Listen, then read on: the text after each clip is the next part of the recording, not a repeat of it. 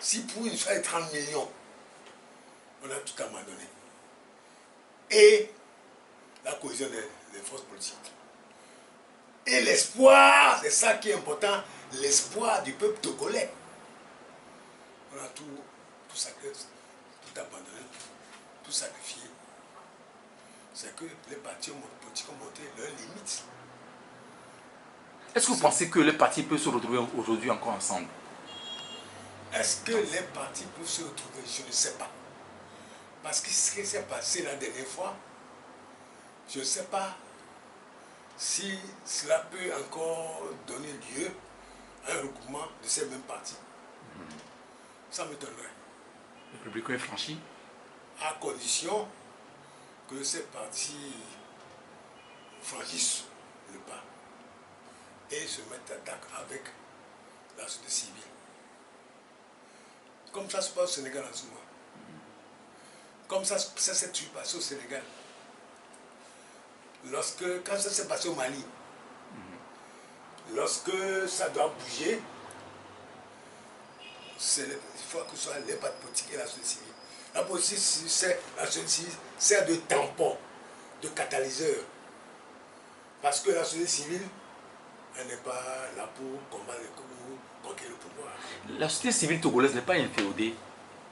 Vous, vous êtes acteur, vous observateur, vous avez suivi les choses. Il y a ce qu'on appelle la vraie société civile, composée des ONG, des organisations de la société civile, des organisations non gouvernementales, qui n'aspirent pas à gouverner, qui n'ont pas d'intérêt, dont le seul intérêt c'est pour que le pays évolue, c'est que le bonheur du peuple évolue.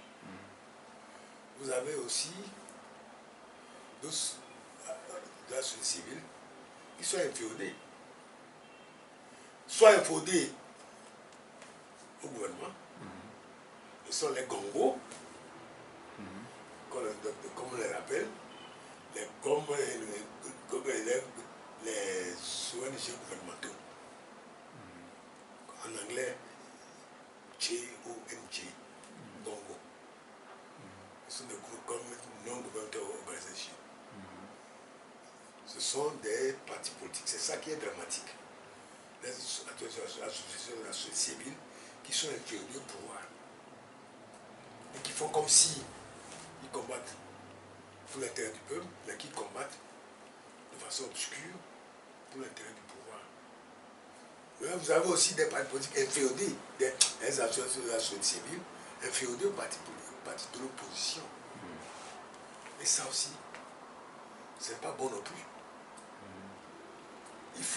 Il y a aussi au Togo, ne vous en faites pas, il y en a qui ne sont inféodés ni au gouvernement, ni au parti de l'opposition. C'est ça qui fait, lorsque nous mettons en place un noyau composé de partis politiques et des associations de la société civile, ceux qui ne sont inféodés ni à gauche ni à droite, ceux-là, c'est eux qui doivent faire le noyau. Est-ce que vous pensez que c'est faisable aujourd'hui? Quand on suit l'actualité dans les dernières périodes, avec tout ce que la presse vit, tout ce que les syndicalistes vivent, avec les arrestations ici, les intimidations par là, est-ce qu'aujourd'hui c'est encore possible? Puisque le pouvoir semble avoir le vent en poupe pour Nassibé. C'est parce que la société civile laisse le pouvoir avoir le vent en poupe. La société civile ne doit pas se taire. Quand une vraie marée, elle doit parler, elle ne doit pas se taire. Or, nous, dès qu'on fait peur aux gens, elle se tait.